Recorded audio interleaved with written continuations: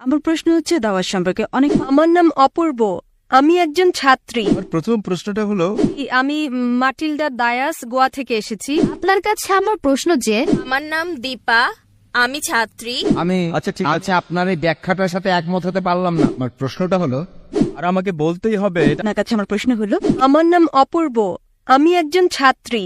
আমার প্রশ্ন হলো, মুসলমানরা প্রার্থনা করেন দৈনিক 5 বার এবং অজুও করেন সকলে 5 বার। অসংখ্য মানুষ সারা বিশ্বে অজু করেন পানি দিয়ে। বিশ্বজুড়ে যেহেতু পানির সমস্যা, আমার মনে হয় মুসলমানগণ প্রচুর পানি অপচয় করেন এভাবে। আচ্ছা, নামাজের আগে অজু করা কেন জরুরি? বোন একটা সুন্দর প্রশ্ন করেছেন যে মুসলমান নামাজ পড়ে 5 ওয়াক্ত এবং প্রত্যেক নামাজের আগে অজু করে। যখন অজু করে পানি দিয়ে করে এবং গোটা বিশ্বে পানির সংকট, তো যখন আমরা 5 বার 5 ওয়াক্ত অজু করি এতে অনেক পানি অপচয় হয়, নষ্ট হয়। এমনটা কেন? প্রথমে আমি অজু সম্পর্কে বলবো এবং পরে বলবো অপচয় সম্পর্কে। আল্লাহ সুবহানাহু ওয়া তাআলার হুকুম সূরা মাইদা সূরা নম্বর 5 আয়াত নম্বর 6 যে তুমি নামাজ পড়ার আগে অ্যাবলিউশন করো, অজু করো এবং তুমি মুখ ধোও, হাত ধোও কোনই পর্যন্ত, মাথা মাসে করো এবং তোমার পা ধুয়ে নাও। এই শর্ত কেন? কেননা আমরা চাই যে যখনই আমরা আল্লাহ সুবহানাহু ওয়া তাআলার ইবাদত করি, খোদার ইবাদত করি, আমরা চাই যে আমরা পবিত্র হয়ে যাই। যদি আমি আপনাকে বলি বোন, অজুর পানি, আমাদের আল্লাহর রাসূল বলেছেন এক ব্যক্তি একবার, একজন মানুষ প্রবাহমান নদীতে অজু করছিল এবং আল্লাহ রাসূল বললেন, তুমি যেভাবে অজু করছো এতে পানি অপচয় হয়ে যাচ্ছে। ওই ব্যক্তি বলল, হে রাসূল, আমি তো প্রবাহমান নদীতে অজু করছি, তো পানি কিভাবে অপচয় করব? আল্লাহ রাসূল বললেন, প্রবাহমান নদীতেও পানি অতিরিক্ত ব্যয় করো না, পানির অপচয় করো না। কেন? তার কারণে এই যে যখন তোমার অভ্যাস হয়ে যাবে বেশি পানি দিয়ে অজু করা, যখন তুমি ঘরে অজু করবে তখনও তুমি বেশি পানি অপচয় করবে। তো অপচয় করা, এমনকি অজুর সময়ও, অজুর সময় বেশি পানি ব্যবহার করা অপচয় এবং এটা অন্যায়। আপনি যখন দেখেন যে অজু করার জন্য, বোন আমার উত্তর কি শুনছেন না আপনি? জি, শুনছি। আমি জিজ্ঞেস করতে চাই যে আপনি প্রতিদিন গোসল করেন? জি স্যার। প্রতিদিন গোসল করেন? জি। অজু করার জন্য অজু আপনি 1 ঘট পানি দিয়েও করতে পারেন, 1 ঘট, 1 ঘট ঠিক আছে। তো করেন। এবং আমি অনেকবারই করেছি ব্যক্তিগত ভ্রমণ করার সময়, 1 ঘট পানি 5 বার অজু করার জন্য 5 ঘটেই হয়ে যায়। আনুমানিক 1 লিটার পানি যথেষ্ট। গোসলে আপনার কয় লিটার পানি লাগে বোন? কখনো মাপিনি। একটা আনুমানিক 1 বালতি, 2 বালতি, 1 বালতি তো লাগেই। জি। 1 বালতি পানি মানে 20-25 লিটার। তো আমি আপনাকে বলবো যে এতে অনেক পানি অপচয় হয়। তাই আপনি বোন দৈনিক গোসল না করে শুধু মাসে 1 বার গোসল করবেন, মানবেন এটা? না। আপনি বলবেন, ভাই এই যে পানি প্রায় মানুষ 3 বালতি ব্যবহার করে, 4 বালতি ব্যবহার করে, ভাই আমাকে পরিষ্কার পরিচ্ছন্ন থাকতে হবে এবং আমি প্রতিদিন গোসল করতে চাই। আমিও আলহামদুলিল্লাহ প্রতিদিন গোসল করি, কখনো 2 বারও করি। তো এইভাবেই আপনি গোসল করতে চান নিজের শরীরকে পরিষ্কার রাখার জন্য। আমরা যখন আল্লাহ সুবহানাহু ওয়া তাআলার সামনে ইবাদত করি তো গুরুত্বপূর্ণ শরীরের যে অংশ সেগুলো আমরা পরিষ্কার করি, যাতে আমরা আমাদের প্রতিপালকের সামনে, আমরা আমাদের ঈশ্বর খোদা আল্লাহর সামনে যখন উপস্থিত হই আমরা চাই যে পরিষ্কার থাকি। আপনি যেমন প্রতিদিন পরিষ্কার থাকতে চান, তেমনিভাবে আমরা মুসলিমরাও নামাজ পড়ার আগে আমরা চাই যে পবিত্র হয়ে উপস্থিত হই। তার সাথে আমরা গোসলও করি। এবং যদি পানি কম হয়, যদি আপনি মরুভূমিতে যান, পানি তো খুব কম। আপনি যদি অ্যান্টার্কটিকা যান তো লোকজন 6 মাসে একবার, বছরে একবার গোসল করে। আল্লাহর রাসূল বলেন যে কমপক্ষে 1 বার তো গোসল করো। পানির যদি স্বল্পতা হয়, পানির যদি কমতি থাকে, কমপক্ষে জুম্মার নামাজের আগে তো 1 বার গোসল করো। প্রথমে ফরজ ছিল, এখন মুস্তাহাব। আগে ছিল এটা আবশ্যক, এখন হচ্ছে করলে ভালো। কিন্তু আপনি যখন আল্লাহ সুবহানাহু ওয়া তাআলার ইবাদত করেন সে সময় পবিত্র হওয়াটা আবশ্যক। এই জন্যই আমাদের যিনি সৃষ্টিকর্তা আমাদের যিনি ঈশ্বর, যিনি আমাদের পালনকর্তা, আমরা তার সামনে পবিত্র হয়ে আসতে চাই। এজন্য আমরা অজু করি এবং তার সাথে সাথে একটা মানসিক প্রস্তুতিও রয়েছে। আমি আমার আলোচনায় মানসিক প্রস্তুতি নেওয়ার কথা বলে থাকি। আমরা মানসিকভাবে প্রস্তুতি নেই। আমরা এখন আমাদের খোদার কাছে ইবাদত করতে যাচ্ছি, এটা মানসিক প্রস্তুতি। যখন অজু করি এটা মানসিক প্রস্তুতি, আর এজন্যই অজু ফরজ। কিন্তু আল্লাহর রাসূল আমাদের অনেক নিয়ম দেখিয়েছেন। ধরে নিলাম আপনি এমন জায়গায় আছেন যেখানে পানি পাওয়া যায় না, তো আল্লাহর রাসূলের হাদিস যে সেখানে পানি পাওয়া না গেলে তায়াম্মুম করতে পারো তুমি। অর্থাৎ তায়াম্মুম মানে যেখানে পানি নেই তুমি শুধু তোমার হাতকে মাটিতে স্পর্শ করো এবং তার দ্বারা তুমি তোমার হাত এবং মুখের উপর মসা করতে পারো, তোমার ওযু হয়ে যাবে। তার মানে তুমি মানসিকভাবে তৈরি। পানি নেই, পানি মিলছে না, তার সত্ত্বেও আপনি ইবাদত করতে পারেন, আপনি তায়াম্মুম করবেন। কিন্তু যেখানে পানি আছে সেখানে তায়াম্মুম করা হারাম। যদি আপনি পানি পেয়ে যান তো তায়াম্মুম নিজের হাত জমিনে লাগিয়ে কিংবা কোনো বালুর উপর লাগিয়ে অজু করা হারাম। তো এটা আমরা জানতে পাই কোরআনে এবং হাদিসে। আমাদের ধর্ম একটা উন্নততর ধর্ম, মাশাআল্লাহ একটা পাকপবিত্র ধর্ম, এবং একই সময় আমরা আমাদের ঈশ্বর, আমাদের খোদা, আমাদের আল্লাহ সুবহানাহু ওয়া তাআলার ইবাদত করি এবং তার শুকর আদায় করি কমপক্ষে 5 বার। আপনি বলেছেন 5 বার নামাজ পড়ার দরকারটা কেন? কেননা ডাক্তারকে জিজ্ঞেস করে জানতে পারবেন যে ভালো স্বাস্থ্যের জন্য কমপক্ষে 3 বার খাবার খেতে হয়। সেইভাবেই আমাদের ভালো আত্মার জন্য, সুস্থ আত্মার জন্য, ফুড ফর সোল, ভালো ঈমানের জন্য আমাদের কমপক্ষে 5 বার নামাজ পড়তে হয়, যাতে আমাদের আল্লাহ সুবহানাহু ওয়া তাআলার যে আদেশ আমাদেরকে দেওয়া হয়েছে, যা কোরআন মজিদে দিয়েছেন আল্লাহ, তা স্মরণ করা হয়। আপনার কাছে আমার প্রশ্ন হলো, ইসলাম ছাড়া অন্য ধর্মের পরিবারে জন্মগ্রহণ করা মানুষের কি হবে? তাদের দোষ কি? যদি জন্মের পর থেকে তাদেরকে যা শেখানো হচ্ছে তা বিশ্বাস করে, তাদের উপর কি আল্লাহর কোনো দায় নেই? আপনাকে ধন্যবাদ। বোন, খুব ভালো প্রশ্ন করেছেন, খুবই যৌক্তিক প্রশ্ন। আপনার প্রশ্নের দিকে আসি। যদি কোনো শিশু অমুসলিম পরিবারে জন্ম নেয়, আল্লাহ কিভাবে তাকে শাস্তি দিতে পারেন? এই কারণে কোনো শিশু অমুসলিম পরিবারে জন্ম নিয়ে বালেগ হওয়ার আগে যদি সে মারা যায়, সে জান্নাতে যাবে ইনশাআল্লাহ। কেন? কারণ প্রত্যেক শিশুই তার ইচ্ছেকে আল্লাহর কাছে সমর্পণ করে। সে মুসলিম, তার হিন্দু অথবা খ্রিস্টান যে কোনো নাম হতে পারে, জন, রাম, এতে কোনো সমস্যা নেই। কিন্তু যদি শিশু বলে গণ্য হয় আর যদি সে অবস্থায় মারা যায়, তাহলে জান্নাতে যাবে, মুসলিম বা অমুসলিম যে পরিবারেই সে জন্মগ্রহণ করুক না কেন।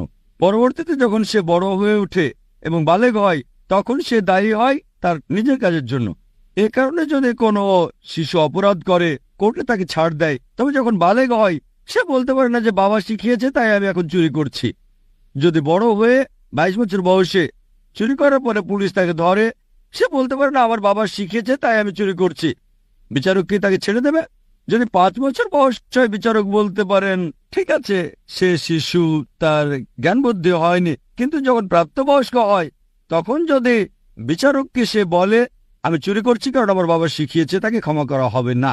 প্রত্যেক ব্যক্তি তার কর্মের জন্য দায়ী। যখন কেউ প্রাপ্তবয়স্ক হয় তখন তার দায়িত্ব হচ্ছে সত্য অন্বেষণ করা। আমাদের মুসলিমদের দায়িত্ব অমুসলিমের কাছে বাণী পৌঁছানো। ওই লোকটা বাণী গ্রহণ করুক বা না করুক, কিন্তু কোরআনে আল্লাহ বলেন সূরা ফুসিলাত অধ্যায় নম্বর 41 আয়াত নম্বর 53, سنريهم آياتنا في الآفاق وفي أنفسهم حتى يتبين أنه الحق। আমি তোমাদেরকে আমার নিদর্শনাবলী দেখাবো দূর দিগন্তে আর তাদের নিজেদের মধ্যেও, যতক্ষণ না তাদের কাছে স্পষ্ট হয় এটাই সত্য। আল্লাহ নিজেই দায়িত্ব নিয়েছেন যে তিনি নিজেই প্রত্যেক মানুষের কাছে সরাসরি বাণী পৌঁছে দেবেন। যদি কোনো মুসলিম তার কাজ নাও করে, সে ভালো বা মন্দ যায় উদাহরণ দেখ, আল্লাহ প্রত্যেকটা মানুষের অন্তরে উদয় করবেন, হোক মুসলিম বা অমুসলিম, সত্য সম্পর্কে, এক স্রষ্টা সম্পর্কে। তাই একবার বাণী পৌঁছার পর ওই মানুষটা মানতেও পারে, নাও মানতে পারে। এটা ভেবেও মানতে পারে যে আমি যদি ইসলাম গ্রহণ করি আমার পছন্দনীয় বিষয়গুলো বর্জন করতে হবে, অ্যালকোহল বাদ দিতে হবে, ডেটিং, ডান্সিং বাদ দিতে হবে এবং অন্যান্য বিষয় যেগুলো হারাম, ওই বাণী গ্রহণ নাও করতে পারে, তখন সে দায়ী হবে। একইভাবে বাবা যদি ভুল কিছু শেখায়, চুরি করা, এটা বোঝা আপনার দায়িত্ব যে চুরি করা হারাম, এটা পাপ, এটা ভুল কাজ। সে বিচারকের কাছে গিয়ে বলতে পারে না যে আমার বাবা শিখিয়েছে তাই আমি চুরি করি। একইভাবে আল্লাহ তার বাণী সরাসরি পৌঁছাচ্ছেন প্রত্যেকটা মানুষের অন্তরে, হক সম্পর্কে, স্রষ্টার একত্র সম্পর্কে, যে মূর্তি পূজা নিষিদ্ধ। তবুও যদি সে ক্ষান্ত না হয় তখন সেটাই হবে বিচার দিবসে। এ কারণে আল্লাহ বলেন কোনো অমুসলিমই আল্লাহর বিচার সম্পর্কে আপত্তি করবে না, কারণ অঙ্গ প্রত্যঙ্গ আপনার সম্পর্কে সাক্ষী দেবে, আপনার চোখ হাত আপনার ব্যাপারে কথা বলবে। তাই বিচার দিবসে এমনকি যদিও ওই মানুষকে জাহান্নামে দেওয়া হয় তবুও তারা আল্লাহ সুবহানাহু ওয়া তাআলার বিচার সম্পর্কে আপত্তি করবে না।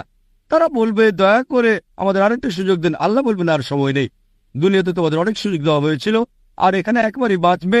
তাই বিচার দিবসে কোনো মানসিক কোনো অমুসলিমে যদি তাকে জাহান্নামে দেওয়া হয় তবুও সে আল্লাহর বিচার সম্পর্কে আপত্তি করবে না, সে শুধুই বলবে দয়া করে ক্ষমা করেন, কিন্তু সেটা হবে না। এই পৃথিবীতে যা আছে, আল্লাহ বলেন সূরা মুলক অধ্যায় নম্বর 67 আয়াত নম্বর 2, এই পৃথিবী আখিরাতের জন্য পরীক্ষা। আশা করি উত্তরটা পেয়েছেন। আমার প্রথম প্রশ্নটা হলো, একজন পুরুষ একজন স্ত্রীকেই ন্যায় দিতে পারে, কিন্তু কোরআন মুজিদে লেখা আছে একজন পুরুষ একের অধিক নারীকে বিয়ে করতে পারে। তাহলে আপনার প্রশ্ন, কোরআনে লেখা আছে একজন পুরুষ একাধিক নারীকে বিয়ে করতে পারে। হ্যাঁ, করতে পারে। তো আপনি এর উত্তর জানতে চান? জি। পবিত্র কোরআনে একমাত্র ধর্মগ্রন্থ যাতে লেখা আছে একজন পুরুষ একজন নারীকে বিয়ে করো। যদি অন্যান্য ধর্মগ্রন্থ পড়েন দেখবেন বেশিরভাগ ধর্মগ্রন্থগুলোতে লেখা আছে আপনি অনেক নারীকে বিয়ে করতে পারেন। যখন আপনি রামায়ণ পড়বেন, আপনার হিন্দু ধর্মের গ্রন্থ রামায়ণে লেখা আছে শ্রী রামের পিতার কতগুলো স্ত্রী ছিল? কতগুলো ছিল? অনেক। দশরথের কতগুলো স্ত্রী ছিল? কিন্তু এটা ঠিক নয়, ঠিক না। ছাত্রতা ছিল। আপনাকে জিজ্ঞেস করছি, দশরথের কতজন স্ত্রী ছিল? কতজন ছিল? শুধু 4টি বউ ছিল। কয়জন? 4টা। 4 জন ছিল। আপনি বললেন আমিও মানলাম ওনার 3 জন বউ ছিল। রামায়ণে এটা লেখা নেই যে শ্রীরামের পিতা পাপ করেছেন, লেখা আছে? লেখা নেই। যদি আপনি মহাভারত পড়েন, শ্রীকৃষ্ণের কয়জন বউ ছিল? কয়জন বউ? কিন্তু এটা ঠিক নয়। আমি বলতে চাইছি শ্রীকৃষ্ণ ভুল করেছেন? কেমন মানুষ আপনি? শ্রীকৃষ্ণকে ভুল বলছেন? সাবধানে ভাই, হিন্দুরা কিন্তু আপনাকে মারবে। শ্রীকৃষ্ণ ভুল করতে পারেন কি না? আমরা তো শ্রীকৃষ্ণকে খোদা মানি। খোদা মানেন, একেবারে ঠিক। তো খোদা ভুল করতে পারেন কি না? খোদা ভুল করতে পারেন কি না? না। আচ্ছা, আপনার শ্রীকৃষ্ণের কতজন বউ ছিল? অনেক। কতজন? অনেক মানে কতজন? 16,000 ছিল। 16,000 না, 16,108 জন ছিল। এটা বলুন। মহাভারতের মধ্যে লেখা আছে শ্রীকৃষ্ণের 16,108 জন স্ত্রী ছিলেন। তো শ্রীকৃষ্ণের 16,108 জন স্ত্রী থাকতে পারলে মুসলমানদের 4 জনও থাকতে পারবে না কেন? আপনি যখন বাইবেল পড়বেন, বাইবেলে লেখা আছে সুলাইমান আলাইহিসসালামের 700 জন স্ত্রী ছিলেন। বাইবেল পড়লে দেখবেন বাইবেল অনুযায়ী ইব্রাহিম আলাইহিসসালামের 3 জন স্ত্রী ছিলেন। যখন আপনি অন্যান্য ধর্মগ্রন্থ পড়বেন, হিন্দু ধর্মে, খ্রিস্টান ধর্মে, ইহুদি ধর্মে আপনি অনেক বিয়ে করতে পারেন, অনেক বউ রাখতে পারেন, কিন্তু কোরআনে লেখা আছে সূরা নিসা সূরা নম্বর 4 আয়াত নম্বর 3-এ, Can marry women of your choice in 2, 3 or 4, but if you can't do justice, marry only one. তুমি তোমার পছন্দের নারীদের বিয়ে করতে পারো 2, 3 বা 4 জনকে, কিন্তু যদি তাদের সাথে ন্যায় বিচার করতে না পারো তাহলে শুধুমাত্র একজনকে বিয়ে করো। তাহলে এই বাক্যটি যে শুধুমাত্র একজনকে বিয়ে করো, এটা শুধু কোরআনেই লেখা আছে। হিন্দু ধর্ম অনুযায়ী, খ্রিস্টান ধর্ম অনুযায়ী, ইহুদি ধর্ম অনুযায়ী আপনি ইচ্ছেমতো বিয়ে করতে পারেন। 5টা, 10টা, 1000টা, 16,000 কোনো নির্দেশ নেই। কোরআন অনুযায়ী আপনি বেশি থেকে বেশি হলে 4টা বিয়ে করতে পারেন, কিন্তু যদি স্ত্রীদের সাথে সমান ব্যবহার করতে না পারেন তাহলে শুধুমাত্র একটা। এই আয়াতটা শুধু কোরআনেই আছে। এখন দেখেন কেন ইসলামে একজন পুরুষকে একাধিক বিয়ে করার অনুমতি দেওয়া হয়েছে। সাধারণভাবে মেয়ে আর ছেলে, মেল অ্যান্ড ফিমেল সমান যোগ্যতা নিয়ে জন্মায়, কিন্তু যে কোনো ডাক্তারকে জিজ্ঞেস করতে পারেন, যারা বাচ্চাদের ডাক্তার, শিশুরোগ চিকিৎসক, তারা বলবেন Female child is the stronger sex. যে ফিমেল মেয়ে বাচ্চাটা ছেলে বাচ্চার চেয়ে বেশি শক্তিশালী স্বাস্থ্যগতভাবে হয়।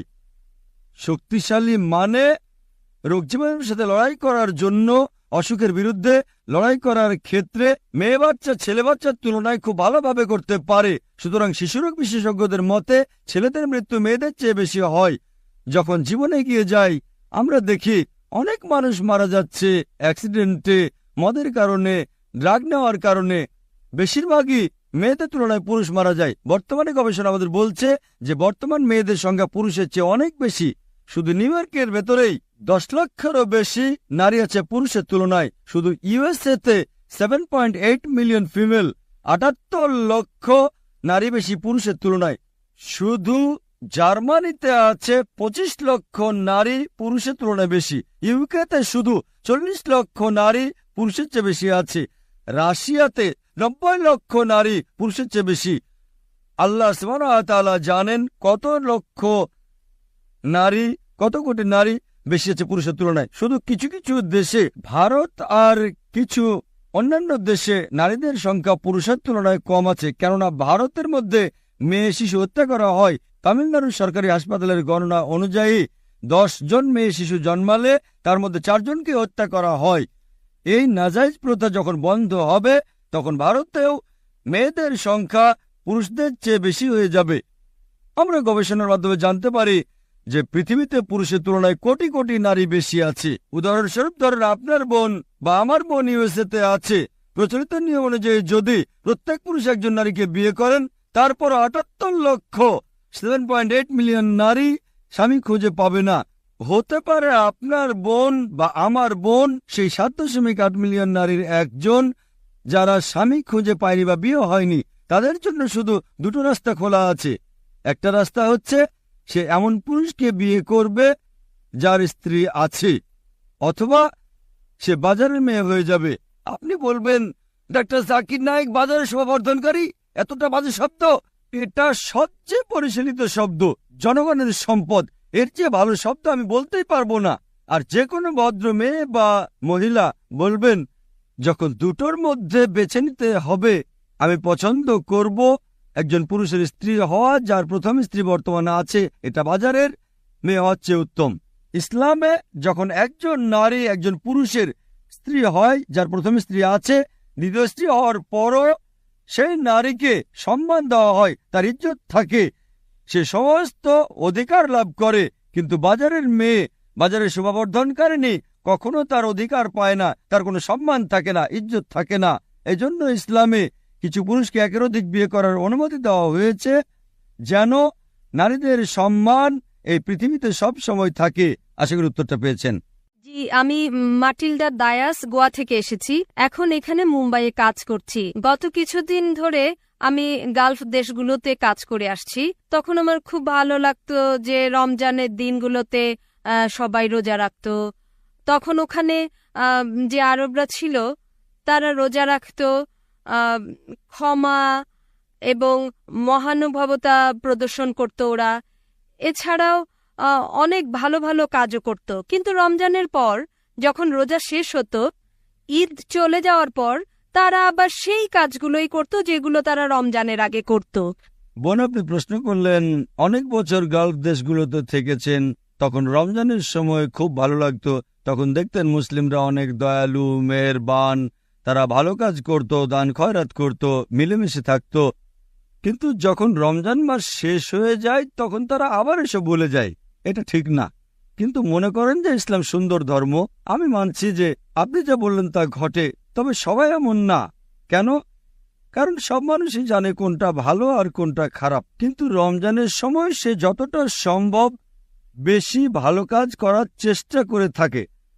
রমজানের সময় সীমাহীনভাবে ভালো কাজ করতে চায়। তখন সে চেষ্টা করে ছোটখাটো ভুল ত্রুটিগুলো যা সে সবসময় করে থাকে, অন্তত রমজান মাসে সেগুলো থেকে বিরত থাকার চেষ্টা করে থাকে। একইভাবে তারা আরো বেশি চেষ্টা করে থাকে, মুসলিমরা আরো বেশি সচেষ্ট হয় অন্তত রমজান মাসে 5 ওয়াক্ত নামাজ পড়াটা ঠিক রাখতে, অন্তত রমজান মাসে জামাত পড়াটা ঠিক রাখতে, অন্তত রমজান মাসে কোরআন তেলাওয়াত ঠিক রাখতে। সাধারণত চেষ্টা করে 3 ওয়াক্ত নামাজ পড়তে পারে, রমজানে 5 ওয়াক্ত নামাজ পড়বে। সবসময় দেখা যায় 2-1টা জামাত সে ধরতে পারে না, কিন্তু রমজানে 5 ওয়াক্ত ধরে। এমনি সময় হয়তো সপ্তাহে 1 দিন কোরআন পড়ে, রমজান মাসে প্রতিদিন কোরআন পড়ে, বেশি বেশি পড়ে। তাই এখানে ব্যাখ্যাটা এমন যে আল্লাহ রাসূল ইরশাদ করেছেন, রমজান এমন একটা মাস শয়তানকে বন্দী রাখা হয়। হতে পারে নাশকতামূলক কাজগুলো এই মাসে কম হয়, এজন্য মানুষের ভালো কাজের মাত্রাটা উঁচু হয়ে যায়। কিন্তু তার মানে এই নয় যে রমজান মাসের পর আপনারা আবার ওইসব অসৎ কাজ, ছোটখাটো ভুলভ্রান্তিগুলো করতে থাকবেন। এজন্যই আল্লাহ তাআলা বলেছেন সূরা বাকারা সূরা নম্বর 2 আয়াত নম্বর 183-তে, রোজা তোমাদের উপর ফরজ করা হয়েছে ঠিক সেইভাবে যেভাবে পূর্ববর্তীদের উপর ফরজ করা হয়েছিল, যেন তোমরা তাকওয়া অর্জন করতে পারো।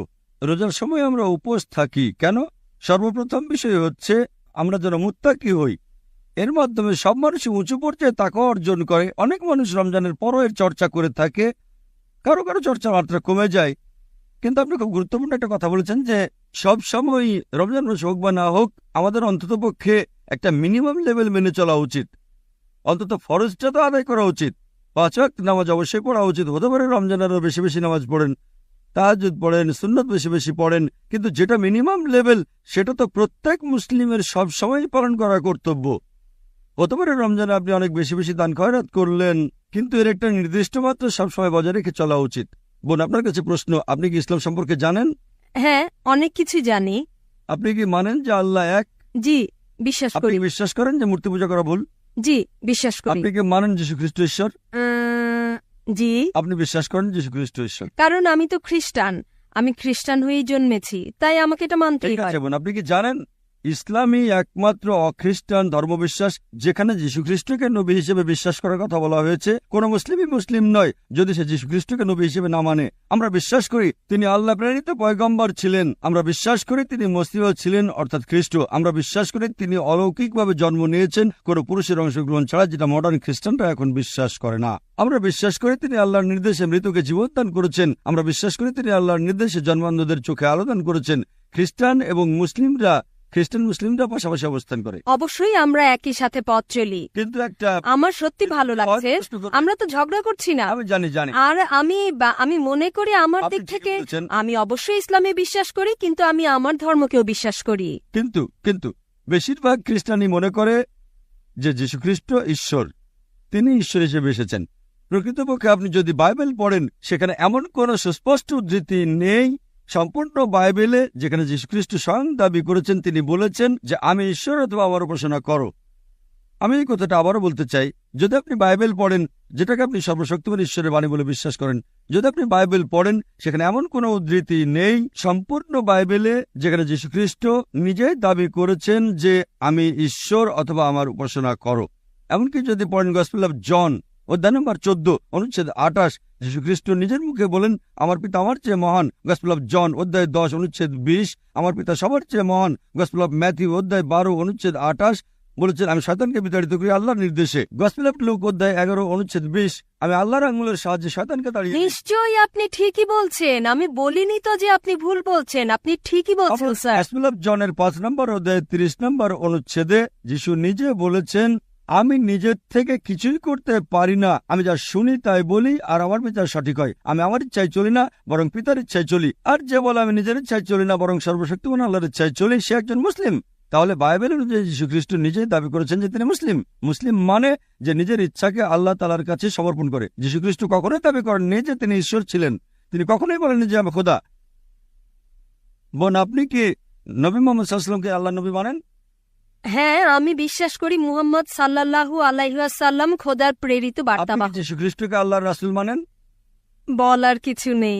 তাকে খোদা মানেন নাকি খোদার বার্তাবাহক মানেন? না, আমি জানি না। বোন, আপনার কাছে আমার অনুরোধ, আপনি আমার ভিডিও ক্যাসেটটা দেখবেন, ইসলাম ও খ্রিস্টান ধর্মের সাদৃশ্য, তাহলে বাইবেল সম্পর্কে অনেক কিছু জানতে পারবেন, কোরআন সম্পর্কেও জানবেন। আর আমি আল্লাহর কাছে দোয়া করব তিনি যেন আপনাকে পথ দেখান এবং হেদায়েত করেন। আপনি ইসলাম সম্পর্কে অনেক কিছু জানেন, আমি অনুরোধ করব আপনি খ্রিস্টান ধর্ম সম্পর্কে একটু ভাবেন। আশা করি আপনি সত্যটা জানবেন এবং সেদিন সর্বশক্তিমান আল্লাহকে ধন্যবাদ দিবেন সঠিক পথ দেখানোর জন্য। বোন, আপনাকে ধন্যবাদ। আপনাকেও। আপনার কাছে আমার প্রশ্ন যে খ্রিস্টানরা তাদের ঈশ্বরকে বলে ট্রিনিটি, পিতা পুত্র, এই কথাটার অর্থ কি এই যে তারা এক ঈশ্বরে বিশ্বাস করে? বোন একটা প্রশ্ন করেছেন যে খ্রিস্টানরা ট্রিনিটিতে বিশ্বাস করে, অর্থাৎ পিতা পুত্র আর পবিত্র আত্মা, আর এরা আসবে একজন। এর মানে কি খ্রিস্টানরা এক ঈশ্বরে বিশ্বাস করে? ট্রিনিটি শব্দটা যদি পুরো বাইবেল খোঁজেন, ট্রিনিটি শব্দটা বাইবেলের কোনো জায়গাতে উল্লেখ করা হয়নি, বাইবেল এটা নেই। কিন্তু এই শব্দটা পবিত্র কোরআনে আছে। পবিত্র কোরআন বলছে সূরা নিসার 171 নম্বর আয়াতে উল্লেখ করা আছে যে ওয়ালা তাউলু সালাসা, তোমরা ট্রিনিটি বলো না, এনতাও খায়রুল লাকুম, এটাই তোমাদের জন্য কল্যাণকর হবে। আল্লাহ তো একমাত্র ইলা। এরপরে আরো আছে সূরা মাইদার 73 নম্বর আয়াতে উল্লেখ করা আছে, বলা হচ্ছে লাকাদ কাফারাল্লাযীনা ক্বালু ইন্নাল্লাহা সালিসু সালাসা। তারা কুফরি করে যারা বলে আল্লাহ হলেন তিনের মধ্যে একজন, কারণ আল্লাহ ব্যতীত কোন ইলা নেই। ট্রিনিটি শব্দটা বাইবেলের কোথাও নেই, কিন্তু কোরআনে এটার উল্লেখ করা আছে। আর কোরআন বলছে ওয়ালা তাকুলু সালাসা, তোমরা ট্রিনিটি বলো না। বাইবেলের কাছাকাছি অর্থের যে কথা আছে, যেটাকে বলা যেতে পারে ট্রিনিটির কাছাকাছি, সেটা আছে জনের ফার্স্ট এপিস্টলে 5 নম্বর অধ্যায়ের 7 অনুচ্ছেদে। বলা হয়েছে স্বর্গে 3 জন সবার উপরে থাকবেন, পিতা, পুত্র এবং পবিত্র আত্মা, আর এই 3 জন আসলে এক। বাইবেলের এই অনুচ্ছেদটা জনের ফার্স্ট এপিস্টল 5 নম্বর অধ্যায় 7 অনুচ্ছেদ হচ্ছে পুরো বাইবেলের মধ্যে ট্রিনিটি সম্পর্কে একমাত্র কথা। কিন্তু যদি আপনারা বাইবেলের নতুন সংস্করণ পড়েন, এই সংস্কারটা করেছিলেন 32 জন বিশেষজ্ঞ। তারা বাইবেল থেকে এই অনুচ্ছেদটা বাদ দিয়েছেন। কোন মুসলমান এটাকে বাদ দেননি, অখ্রিস্টান পণ্ডিত করেননি। বাইবেলের এই অনুচ্ছেদটা বাদ দিয়েছেন 32 জন খ্রিস্টান পণ্ডিত, সবাই উচ্চপদস্থ। তাদের পেছনে ছিল পৃথিবীর 50টি চার্চ, কারণ তাদের মতে এটা একটা বানানো কথা, একটা মিথ্যে কথা। তাদের মতে এই কথাগুলো মূল গ্রন্থে ছিল না। আর মুসলমানদের আমাদের উচিত হবে এই খ্রিস্টান বিশেষজ্ঞদের প্রাণ খুলে আন্তরিক ধন্যবাদ জানানো, কারণ বাইবেল এখন আরো পবিত্র কোরআনের কাছাকাছি এসে গেছে, ইসলামের কাছাকাছি। পবিত্র কোরআন আছে ওয়ালা তাকুলু সালাসা, তোমরা ট্রিনিটি বলো না। যদি আপনারা ভালো করে দেখেন, যীশু খ্রিস্ট তার নিজের মুখে কখনোই ট্রিনিটি বলেননি, যে পিতা, পুত্র, পবিত্র আত্মা মিলে একজন। যীশু খ্রিস্ট বলেছেন গসপেল অফ জন 14 নম্বর অধ্যায় 28 অনুচ্ছেদে আছে আমার বাবা ওর চেয়ে মহান। গসপেল অফ জন 10 অধ্যায়ের 29 অনুচ্ছেদে আছে আমার বাবা সবার চাইতে মহান। গসপেল অফ ম্যাথিউ 12 নম্বর অধ্যায় 28 অনুচ্ছেদে আমি শয়তানকে তাড়িয়ে দেই ঈশ্বরের আত্মার সাহায্যে। গসপেল অফ লুক 11 অধ্যায় 20 অনুচ্ছেদ ঈশ্বরের আঙ্গুলের সাহায্যে আমি শয়তানকে তাড়িয়ে দেই। গসপেল অফ জন 5 নম্বর অধ্যায় 30 অনুচ্ছেদ আমি নিজের থেকে কিছুই করতে পারি না, এখানে থেকে আমি বিচার করি, আর আমার বিচার সঠিক, কারণ আমি আমার ইচ্ছাকে দেখি না, বরং আমার বাবার ইচ্ছাকে দেখি যিনি আমাকে পাঠিয়েছেন। তিনি কখনো ট্রিনিটির কথা বলেননি। তাকে যখন প্রশ্ন করা হলো আমাদের জন্য প্রথম নির্দেশটা কি, তিনি বললেন এটা আছে গসপেল অফ মার্কে 12 নম্বর অধ্যায়ের 29 অনুচ্ছেদে শামা ইসরাঈলু আদনা ইলাহাইনু আদনা ইহাদ, যার অর্থ হে ইসরায়েলবাসী, আমাদের প্রভু, আমাদের ঈশ্বর, তিনি একজনই। আশা করি উত্তরটা পেয়েছেন।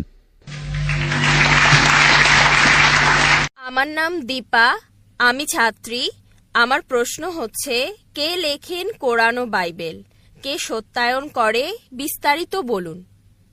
বোন একটা সুন্দর প্রশ্ন করেছেন যে কোরআনের লেখক কে, Who's the author of the Quran? Who's the author of the Bible? কে কোরআন লিখেছেন, কে বাইবেল লিখেছেন।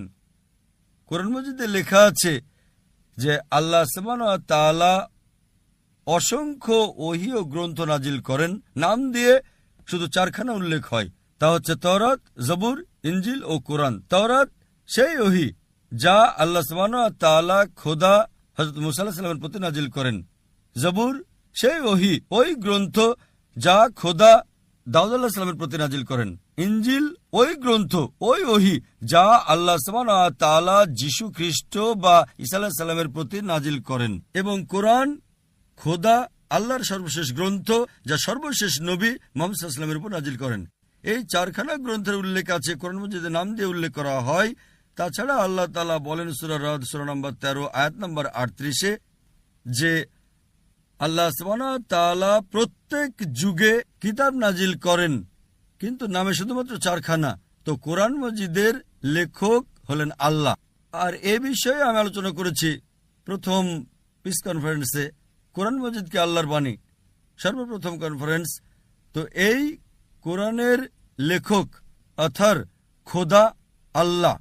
এবং যেমনটা আমি বলেছি 4খানা আসমানি কিতাব, 4খানা ওহীর উল্লেখ হয় তাওরাত, জবুর, ইনজিল ও কোরআন। এখন বাইবেল নিয়ে প্রশ্ন আছে যে বাইবেলে আছে বর্তমানে যা খ্রিস্টানরা পড়েন, খ্রিস্টান বিশেষজ্ঞদের মতে তাতে মিশ্রণ হয়ে গেছে, তা সাজানো কাহিনী, বানানো গল্প বর্ধিত করা হয়েছে। এই জন্য যে ইঞ্জিল আল্লাহ সুবহানাহু ওয়া তাআলা ঈসা আলাইহিস সালামের উপর নাজিল করেছিলেন তা এই বাইবেল নয়। তাতে হতে পারে যে কিছু কিছু শব্দ এই বাইবেলে জায়গা পেয়েছে, কিন্তু সম্পূর্ণভাবে এই বাইবেল আমরা বলতে পারি না যে এটা খোদার বাণী বা আল্লাহর বাণী। তাতে মিশ্রণ হয়ে গেছে। হতে পারে যে কিছু আল্লাহর বাণী এর মধ্যে খোদার বাণী ছাড়া ঈসা আলাইহিস সালাম নিজে যা বলেছেন তাও আছে, যা ঐতিহাসিকগণ বলেছেন তাও আছে। তাতে অনেক ভুল তথ্য লেখা হয়েছে। যদি বাইবেল মনোযোগ দিয়ে পড়েন তো অসংখ্য শ্লোক, অসংখ্য অধ্যায়ে আমার বলতে দ্বিধা নেই পর্নোগ্রাফি অন্তর্ভুক্ত হয়েছে। তো আমি এটা বলতে পারি না যে এই পর্নোগ্রাফিও খোদা নাজিল করেছেন, এজন্যই বাইবেল রক্ষিত নয়। আমরা ঈমান রাখি যে ওই ওহী যা আল্লাহ ঈসা আলাইহিস সালামের উপর নাজিল করেন ইঞ্জিল, তাকে আমরা মানি খোদার বাণী। কিন্তু এই যে বাইবেল বর্তমান তাদের কাছে, ওটা খোদার বাণী নয়, মিক্সচার। কিন্তু যেহেতু এই কোরআন সর্বশেষ কিতাব আল্লাহর, আর আমরা তাকে বলি ফোরকান, মানে সত্য ও মিথ্যের পার্থক্যকারী। যা বাইবেলে লেখা আছে তা যদি কোরআনের সাথে মিলে যায়, আমাদের কোনো আপত্তি নেই এটা মানতে যে ওই বার্তা, ওই বিষয়টা বাইবেলের হতে পারে যে আল্লাহর বাণী। কিন্তু অন্যান্য বিষয় যা আমরা একেবারেই বলতে পারি না যে আল্লাহর বাণী, তা মিশ্রণ। আশা করি উত্তরটা পেয়েছেন। আপনি যখন যিশু আর মোহাম্মদের কথা বলছিলেন যে যিশু এসেছেন শুধু ইহুদিদের জন্য আর মোহাম্মদ এসেছেন পৃথিবীর সব মানুষের জন্য, সবার জন্য, আমার মনে হয় না এটা সত্যি।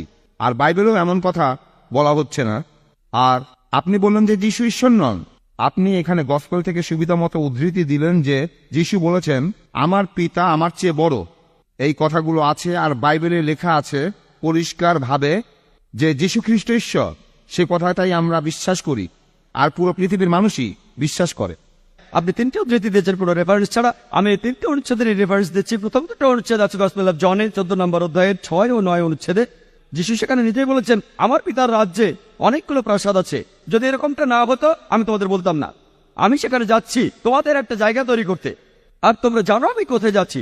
টমাস বলল আমরা জানি না আপনি কোথায় যাচ্ছেন, আমরা সে পথ চিনি না আপনি যেখানে যাচ্ছেন। যিশু বললেন আমি সত্য এবং জীবনের একমাত্র পথ, কোনো মানুষ আমার আর আমার পিতার মাঝে আসতে পারে না। আমিও এটার সাথে একমত যে যীশু খ্রিস্ট সত্য ও জীবনের পথ। কোনো মানুষ আল্লাহর কাছে যাবে না যীশু খ্রিস্টকে বাদ দিয়ে। এটা তার সময়ে, প্রত্যেক নবী তার সময়ে ছিলেন আল্লাহর পথে সত্য আর জীবনের একমাত্র উপায়। মুসা আলাইহিস সালামের সময় তিনি ছিলেন সত্য আর জীবনের একমাত্র পথ। কোনো মানুষই মুসা আলাইহিস সালাম আর আল্লাহর মাঝখানে আসবে না। যীশু খ্রিস্টের সময় তিনি ছিলেন সত্য আর জীবনের একমাত্র পথ, আর নবীজি সাল্লাল্লাহু আলাইহি সাল্লামের সময় তিনি ছিলেন সত্য আর জীবনের একমাত্র পথ। তাহলে প্রত্যেক নবী তার সময়ে তিনি ছিলেন সত্যের পথ, আর আমি একমত। এর অর্থ যদি আমাকে অনুসরণ করো তাহলে ঈশ্বরকে মেনে চলছো, তিনি ছিলেন পথ। এরপরে যদি বাইবেল পড়েন, যিশুকে তার শিষ্যরা বলল যে আমরা তো ঈশ্বরকে দেখিনি। তখন যিশু তাদের বললেন যারা আমাকে দেখছো তারা ঈশ্বরকে দেখছো। আমাকে দেখছো মানে যারা আমার নির্দেশ মেনে চলছো তারা আসলে মহান ঈশ্বরের নির্দেশ মেনে চলছো। যদি প্রসঙ্গটা দেখেন প্রথম অনুচ্ছেদেই আছে আমার পিতার রাজ্যে অনেক প্রসাদ আছে, তিনি বলেননি যে আমার রাজ্যে অনেক প্রসাদ আছে। এখানে দেখতে পাচ্ছেন তিনি মহান ঈশ্বরের কথা বলেছেন। আরেকটা অনুচ্ছেদের কথা বললেন যে আমি এবং আমার পিতা এক। এটা আছে গসপেল অফ জনের 10 নম্বর অধ্যায়ের 30 অনুচ্ছেদে, আমি এবং আমার পিতা এক। যদি প্রসঙ্গটা পড়েন সেটা জানতে 23 নম্বর অনুচ্ছেদে যায়। গসপেল অফ জন 10 নম্বর অধ্যায় 23 অনুচ্ছেদ বলা হয়েছে যীশু খ্রিস্ট যখন মন্দিরে সলোমনের বারান্দায় গেলেন। 24 নম্বর অধ্যায় বলছে ইহুদিরা তার চারপাশে জড়ো হলো আর বলল আমাদের কতদিন দ্বিধার মধ্যে রাখবেন, আপনি যদি খ্রিস্ট হন সরাসরি বলুন। 25 অনুচ্ছেদে বলছে আমি তোমাদের বলেছি কিন্তু তোমরা বিশ্বাস করোনি। আমি যে কাজগুলো করি আমার পিতার নামে তারাই আমার হয়ে এখানে সাক্ষ্য দেবে। আমি কাজগুলো আমার পিতার নামে করি, তারা এখানে সাক্ষ্য দেবে। 25 নম্বর অনুচ্ছেদ। 26 অনুচ্ছেদ বলছে আমি বলেছি কিন্তু তোমরা বিশ্বাস করনি কারণ তোমরা আমার অনুসারী নও। 27 অনুচ্ছেদ বলছে যে আমার অনুসারীরা আমার কথা শোনে, আমি তাদের চিনি, তারা আমাকে অনুসরণ করে। 28 নম্বর অনুচ্ছেদ বলছে যে আমি তাদের চিরস্থায়ী জীবন দিয়েছি, তারা কখনো ধ্বংস হবে না, কেউ তাদেরকে আমার হাত থেকে নিতে পারবে না। 29 অনুচ্ছেদ বলছে কেউ তাদেরকে আমার পিতার হাত থেকে তুলে নিতে পারবে না। 30 অনুচ্ছেদ বলছে আমি এবং আমার পিতা এক। প্রসঙ্গটা পড়লে বুঝতে পারবেন উদ্দেশ্যের দিক থেকে যিশু এবং মহান স্রষ্টা তারা এক।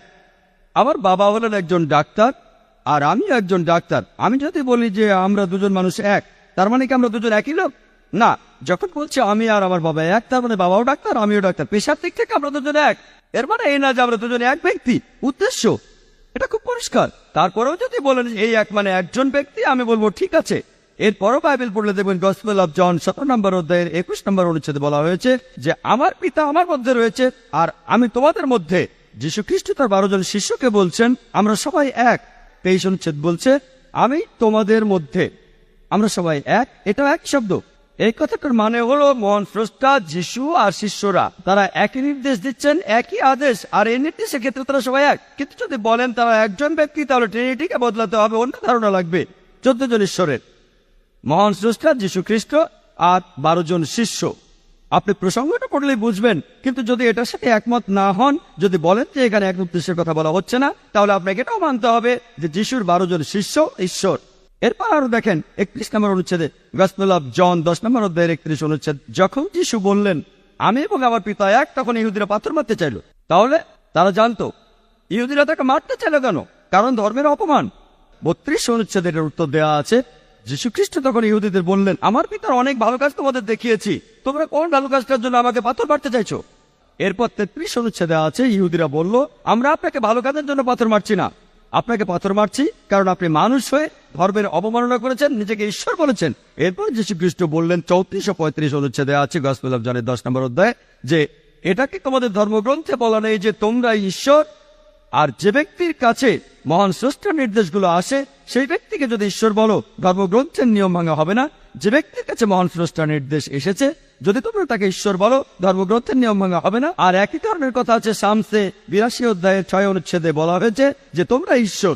তাহলে আপনি যদি প্রসঙ্গটা পড়েন, যীশু খ্রিস্ট কখনো নিজেকে ঈশ্বর বলে দাবি করেননি, তবে উদ্দেশ্যের দিক থেকে মহান স্রষ্টা আর যীশু খ্রিস্ট যেসব নির্দেশ দিয়েছেন একই উদ্দেশ্যে দিয়েছেন। আশা করি উত্তরটা পেয়েছেন।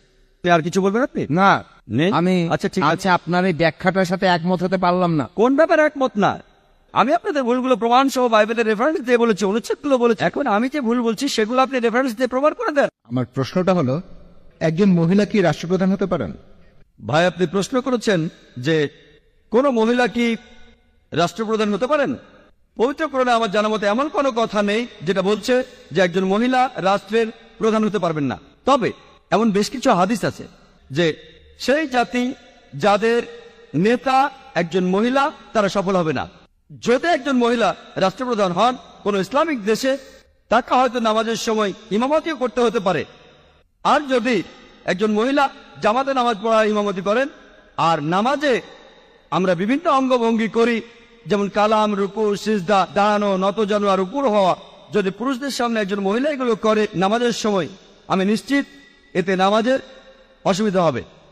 যদি সেই মহিলা আমাদের দেশের মতো বর্তমানের কোনো দেশের রাষ্ট্রপ্রধান হন, প্রায় দেখা যাবে সেই রাষ্ট্রপ্রধান বিভিন্ন মিটিং করছেন অন্য দেশের রাষ্ট্রপ্রধানদের সাথে, যারা হতে পারে পুরুষ, আর মাঝে মধ্যেই তারা ক্লোজ ডোর মিটিং করে যেখানে অন্য কেউ ঢুকতে পারে না।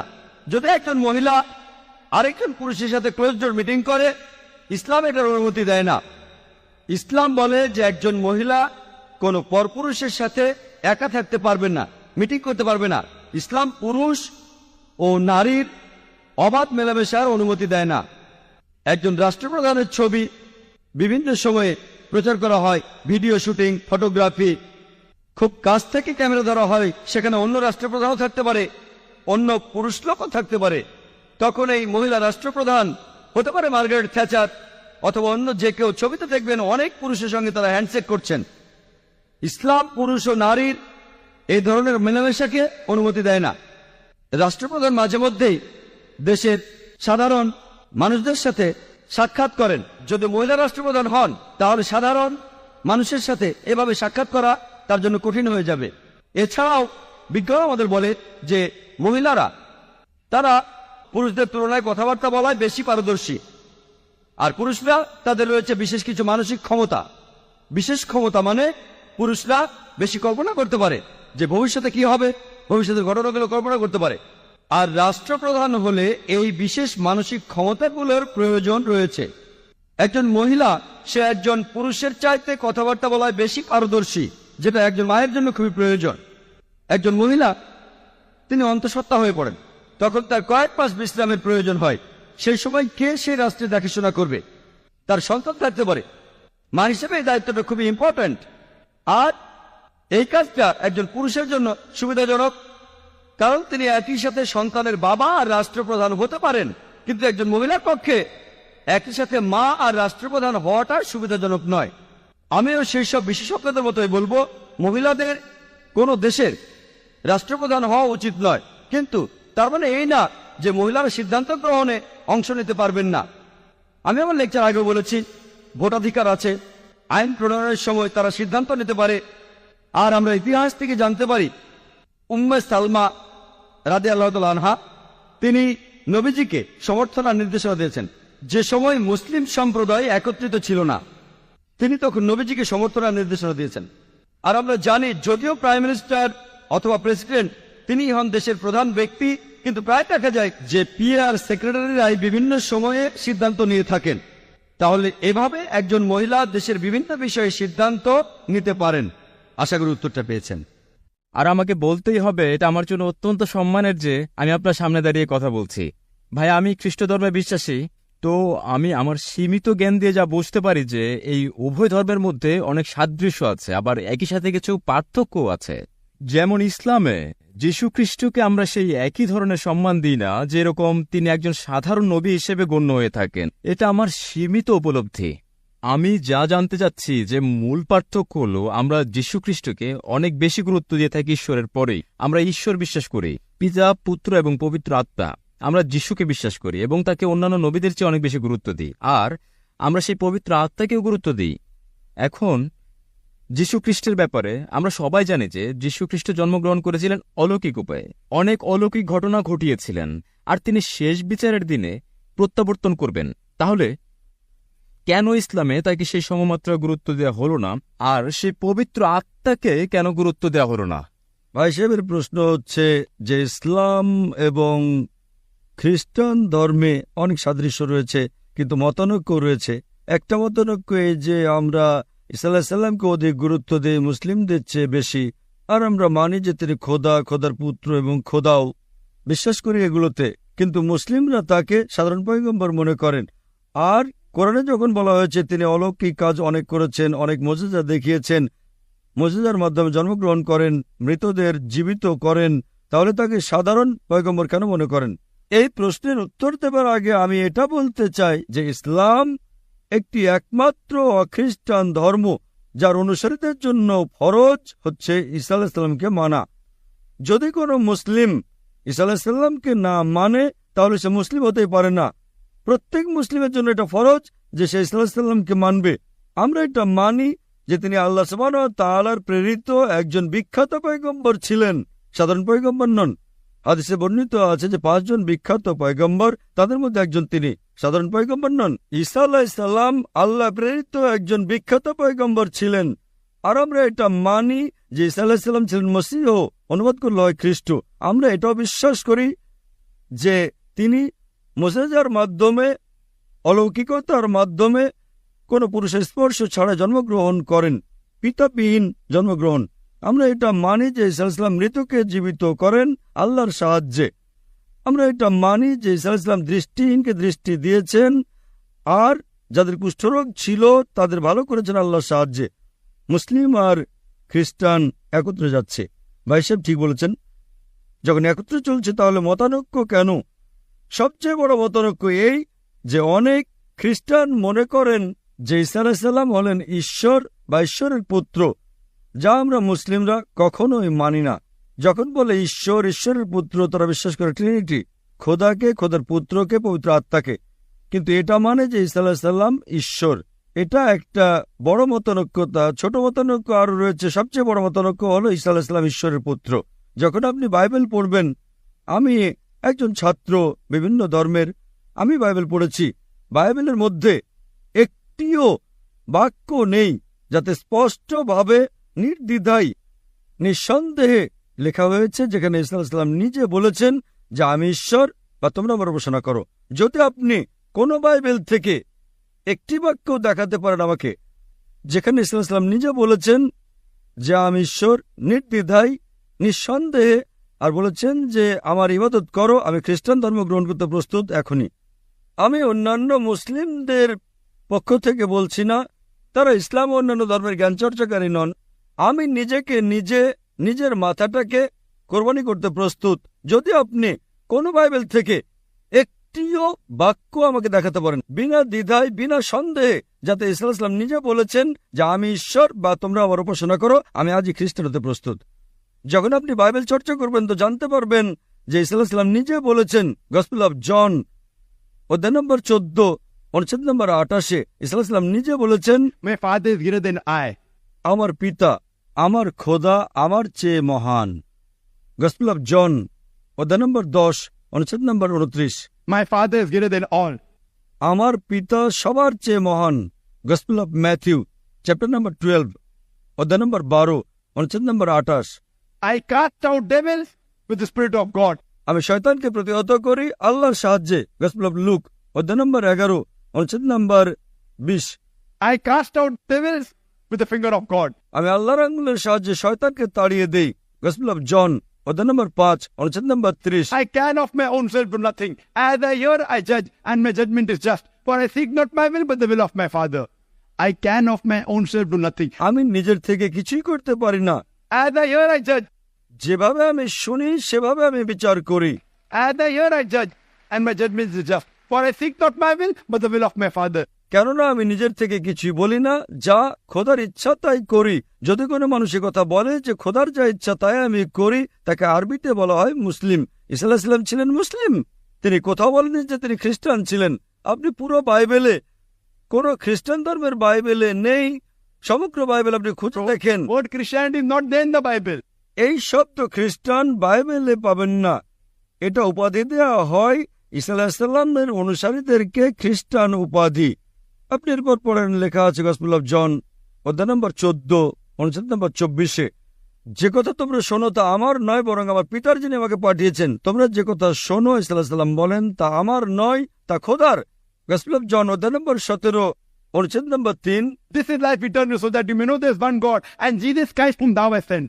এটা জানো যে এই জীবন অনন্ত, আর তোমরা জেনে রাখো খোদা এক, এবং ঈসা আলাইহিস সালামকে সেই খোদা পাঠিয়েছেন। আরো পরিষ্কার করে লেখা হয়েছে বুক অব অ্যাক্টস অধ্যায় নম্বর 2 অনুচ্ছেদ নম্বর 22, Ye men of Israel, listen to this. Jesus of Nazareth, a man approved of God amongst you by wonders and miracles which God did by men, you are witness to it. হে ইসরায়েলীগণ শোনো, Jesus of Nazareth, নাজারেত শহরের যিশু a man approved of God একজন মানুষ যাকে ঈশ্বর মনোনীত করেন তোমাদের মধ্য হতে, amongst you by wonders and miracles. আর তার দ্বারা অলৌকিকতা দেখান, মুজিজা দেখান, Wonders and miracles which God did by. এবং খোদা তার মাধ্যমে করেন। তো এটা পরিষ্কার বাইবেল বলছে যে ঈসা আলাইহিস সালাম একজন মানুষ ছিলেন, সাধারণ নন, ছিলেন পয়গম্বর, কিন্তু খোদা ছিলেন না। আর যতই অলৌকিকতা মুজিজা করেছেন তা খোদা তার মাধ্যমে করেছেন। এখন বোঝা গেল যে এটা খ্রিস্টানদের একটা ভুল ধারণা যে তাদের যাজক, তাদের পাদ্রী তাদেরকে বলেন যে ঈসা আলাইহিস সালাম হলেন খোদা। বাইবেলে একটা অনুচ্ছেদও নেই যেখানে বলা হয়েছে বিনা দ্বিধায় বিনা সন্দেহে ঈসা আলাইহিস সালাম নিজে বলেন যে আমি ঈশ্বর। যখন ঈসা আলাইহিস সালাম বলেননি তো আপনারা কেন বলতে চান? এজন্য আমরা মুসলিমরা ঈসা আলাইহিস সালামকে অধিক শ্রদ্ধা করি। যদি আপনি ঈসা আলাইহিস সালামের আদেশ না মানেন তো আমার মতে আপনি ঈসা আলাইহিস সালামকে শ্রদ্ধা করেন না। তাহলে একথা বলা যে খ্রিস্টানরা ঈসা আলাইহিস সালামকে অধিক শ্রদ্ধা করে একেবারে ভুল। আমরা মুসলিমরা ঈসা আলাইহিস সালামকে শ্রদ্ধা করি বেশি। যদি আপনারা যাচাই করেন ঈসা আলাইহিস সালামের খাতনা হয়েছে, খ্রিস্টানরা কি খাতনা করে? মুসলিমরা খাতনা করে। ঈসা আলাইহিস সালাম আপনারা দেখবেন বাইবেলে লেখা হয়েছে যে বাইবেলের সকল বিষয় আপনাদের অনুসরণ করা উচিত। লেখা হয়েছে বাইবেলে বুক অব লেভিটিকাস অধ্যায় নম্বর 11 অনুচ্ছেদ 7 ও 8 যে তোমরা শুকরের মাংস খেও না, খিঞ্জিরের মাংস খেও না। বুক অব ডিউটেরোনমি অধ্যায় নম্বর 14 অনুচ্ছেদ নম্বর 8, বুক অব আইজায়া অধ্যায় নম্বর 16 অনুচ্ছেদ নম্বর 2 থেকে 5 আমরা শুকরের মাংস খাই না, আপনারা খান। পর্দার ব্যাপারে লেখা হয়েছে বাইবেলে ফার্স্ট তিমথি অধ্যায় নম্বর 2 অনুচ্ছেদ নম্বর 9, ফার্স্ট বুক অব করিন্থিয়ান্স অধ্যায় নম্বর 11 অনুচ্ছেদ নম্বর 5 ও 6 আমরা পর্দা করি, আপনারা করেন না। তো এই জন্য খ্রিস্টান মানে যদি এই হয় যে ঈসা আলাইহিস সালামের আদেশ মানা, তাহলে আমরা মুসলিমরা খ্রিস্টানদের চেয়ে বড় খ্রিস্টান। যদি খ্রিস্টানদের স্বীকৃতি এটা হয় যে ঈসা আলাইহিস সালামকে খোদা মানা, তাহলে আমরা খ্রিস্টান নই। কিন্তু খ্রিস্টানের মানে যদি হয় ঈসা আলাইহিস সালামের আদেশ মানা, তাহলে আমরা মুসলিমরা খ্রিস্টানদের চেয়ে বেশি খ্রিস্টান। আমি আপনাদের দাওয়াত দিচ্ছি যে আপনারা আরো ভালো খ্রিস্টান হন আর ইসলামকে গ্রহণ করুন এবং ঈসা আলাইহিস সালামকে আরো সম্মান করুন। আশা করি উত্তরটা পেয়েছেন। আমার প্রশ্ন হচ্ছে দাওয়াত সম্পর্কে। অনেক মানুষ আমাকে জিজ্ঞেস করে যে খুব ভালো ও সৎ কর্মশীল অমুসলিমের নরকে যাওয়া কতটা অবিচার। উদাহরণস্বরূপ মাদার তেরেসা, তাদের সৎকর্মের কি হবে এবং তাদের কিভাবে সুন্দরভাবে উত্তর দিব? ধন্যবাদ। বোন প্রশ্ন করলেন মাদার তেরেসার মতো সৎকর্মশীল অমুসলিমের বিষয়ে, তিনি কি জান্নাতে যাবেন নাকি জাহান্নামে? আমি আমার লেকচারে বলেছি সূরা আসর অনুযায়ী জান্নাতে অথবা স্বর্গে যাওয়ার জন্য শর্ত হচ্ছে 4টা। والأصل إن الإنسان لفي خسر إلا الذين آمنوا وعملوا الصالحات وتواصوا بالحق وتواصوا بالصبر. মহাকালের শপথ, মানুষ সব সময় ক্ষতিগ্রস্ত তারা ব্যতীত যারা ঈমান আনে, সৎকর্ম করে, যারা দাওয়া দেয় এবং পরস্পরকে ধৈর্যের উপদেশ দেয়। জান্নাতে যাওয়ার কমপক্ষে 4টা শর্ত আছে। একইভাবে আমি ছিলাম যখন স্কুলে, আমি আইসিএসসি পাস করেছি 1982 সালে। আমাদের কমপক্ষে 6টা আবশ্যিক বিষয় ছিল। ইংরেজি ছিল, গণিত, বিজ্ঞান, ইতিহাস, ভূগোল এবং হিন্দি আবশ্যিক বিষয়। বোন আপনাকে একটা প্রশ্ন করি, বিজ্ঞানে 6টা বিষয়ের মধ্যে 5টা বিষয়ে যদি 100তে 99 পাই আর এক বিষয়ে 10 নম্বর পাই বিজ্ঞানে, আমি কি তাহলে পাশ করতে পারবো? হ্যাঁ কি না? না। কিন্তু ইংরেজিতে পেয়েছি 99 পয়েন্ট, হিন্দিতে 99, ইতিহাসেও পেলাম 99। যদি কোনো বিষয়ে আমি ফেল করি তবে ফেল। একইভাবে জান্নাতে যেতে 4টা শর্ত পূরণ করতে হবে: ঈমান, সৎকর্ম করা, মানুষকে সত্যের দিকে দাওয়াত দেওয়া এবং ধৈর্যের উপদেশ দেওয়া। আপনি বললেন মাদার তেরেসা ছিলেন সৎকর্মশীল। সৎকর্মশীল মানে সালাত আদায়, যাকাত দেওয়া ইত্যাদি বোঝায়। তর্কের খাতিরে আমি যদি আপনার সাথে একমত হই যে অমুসলিম হওয়া সত্ত্বেও মাদার তেরেসা ছিলেন সৎকর্মশীল, তর্কের খাতিরে ইসলামে সৎকর্মশীল বলতে অনেক কিছুই বোঝায়। আমার মনে হয় মাদার তেরেসার তেমন কিছু ছিল না। তবুও তর্কের খাতিরে যদি আপনার সাথে একমত হই যে 99 পেয়েছেন তিনি, মাত্র একটাই, ঈমান কোথায়? যদি শিরক করে থাকেন, বাইবেলে উল্লেখ আছে, যদি বাইবেল পড়েন বুক অফ ডিউটেরোনমি অধ্যায় 5 অনুচ্ছেদ 7 থেকে 9, বুক অফ এক্সোডাস অধ্যায় নম্বর 20 অনুচ্ছেদ 3 থেকে 5 বলছে যে আমার কোনোই প্রতিকৃতি নেই, তুমি খোদিত করে কোনো কিছুর প্রতিমা তৈরি করো না, আকাশের উপরের, পৃথিবীর নিচের বা পানির নিচের কোনো কিছুর সাথে। তাদের কাছে নতজানু হয়েও না, তাদের সেবা করো না, কারণ আমি তোমাদের প্রভু খুবই ঈর্ষাপরায়ণ। এমনকি খ্রিস্টান ধর্মেও শিরক করা হারাম। আল্লাহ কোরআনে বলেন সূরা মাইদা অধ্যায় 5 আয়াত 72। আসুন দেখি যীশুখ্রিস্ট সাল্লাল্লাহু কি উপদেশ দিয়েছেন। যীশুখ্রিস্ট বলেছেন কোরআনে সূরা মাইদা অধ্যায় 5 আয়াত 72, আল্লাহ বলেন যে لقد كفر الذين قالوا إن الله هو المسيح ابن مريم. তারা কুফর করছে, মিথ্যা অপবাদ দিচ্ছে যারা বলে যে মেরির পুত্র যিশুই আল্লাহ সুবহানাহু ওয়া তাআলা। وقال المسيح, কিন্তু যিশু আলাইহিস সালাম বলেছিল, يا بني إسرائيل হে বনী ইসরায়েলেরা, اعبدوا الله আল্লাহর ইবাদত করো, ربي وربكم, যিনি আমারও তোমাদের প্রতিপালক। إنه من يشرك بالله এবং যে ব্যক্তি আল্লাহর সাথে কাউকে শরীক করলো, فقد حرم عليه الجنة আল্লাহ তার জন্য জান্নাত হারাম করবেন। ومأواه النار وما للظالمين من أنصار. তার আবাস হবে জাহান্নাম এবং আখিরাতে জালিমরা কোনো সাহায্যকারী পাবে না। যীশু খ্রিস্ট সাল্লাল্লাহু বলেছেন, إنه من يشرك بالله এবং যে ব্যক্তি আল্লাহর সাথে কাউকে শরীক করলো, فقد حرم الله عليه الجنة আল্লাহ তার জন্য জান্নাত হারাম করবেন, তার জন্য স্বর্গে প্রবেশ নিষিদ্ধ। ومأواه النار وما للظالمين من أنصار. তার আবাস হবে জাহান্নাম এবং আখিরাতে জালিমরা কোনো সাহায্যকারী পাবে না। তাই যীশু খ্রিস্ট সাল্লাল্লাহু কোরআন ও বাইবেলের অনুযায়ী যদি কেউ শিরক করে থাকে, হোক মাদার তেরেসা বা অন্য যে কেউ, জান্নাতে যেতে পারবে না।